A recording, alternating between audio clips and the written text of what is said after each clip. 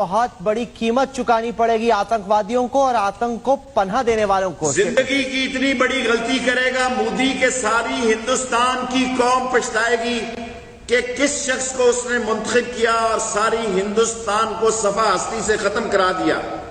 واگا سے لے کے آسام کے بارڈروں تک نیست و نابود کر دیں گے. جو پاکستان کی طرف بڑھے گا قدم بڑھائے گا یا میلی آنکھ سے دیکھے گا. یہ بھی نوٹ کر لینا آج میری بات. Sheikh Rashid, Pakistan has been following a policy of trying to bleed India by 1,000 cuts for a long time. لیکن اب ہندوستان کو لگتا ہے کہ اس ٹیرر کے ٹیپ کو بند کرنے کا ٹائم آ گیا. انف از انف.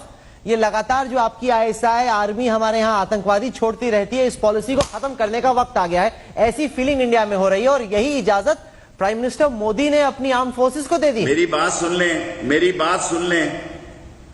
یہ اپنے دیش کو قبرستان نہ بناؤ.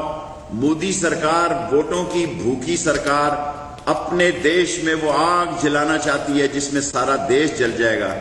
ہم تو صلح, آتشی, دوستی, ہمدردی اور کشمیر کی آزادی کی بات کر رہے ہیں. آپ ہمیں سبق سکھانا چاہتے ہیں. دیکھ لیں, accident happens when driver drive foolishly and you want to drive foolishly you will be punished and history will remember that you asked for it. Sir, آج تو پاکستان نے کیا تھا. ایک سبق تو ہم نے 2016 میں 2016 میں سرجیکل سٹرائک کر کے بھی کیا تھا. تب تو آپ کی آرمی کچھ کر نہیں پائی. شیخ رشید, وہ تو ڈینائل میں ہی چلے گئے. اتنا ان کو خوف سونگ گیا کہ ڈینائل میں چلے گئے. ایک دفعہ میں میٹرک میں پڑھتا تھا. دیکھیں, ایک دفعہ میں کونسلر تھا, ایک دفعہ میں میٹرک میں پڑھتا تھا. میں جس کانسٹیچوئنسی سے بلونگ کرتا ہوں اس کا نام ہے 62 اینڈ 60. یہ میں 40 سالوں سے یہاں منتخب ہو رہا ہوں. میرے ایک طرف آرمی کی کانسٹیچوئنسی ہے, GHQ ہے, دوسری طرف فارن آفس ہے. دونوں کے درمیان سے لال حویلی سے لال چوک سری نگر تک پیغام دینا چاہتا ہوں. ہمارے پاس کوئی آپشن نہیں ہے.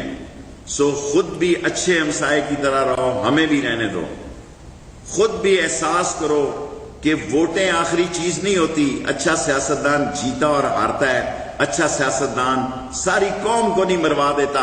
اقتدار کے بھوکوں میں ایسا اضافہ میں نے نہیں دیکھا کہ ایک ایسا امریکن انفلوئنس ایجنٹ آئے جو اپنی دھرتی کو نیست و نابود کرانے کے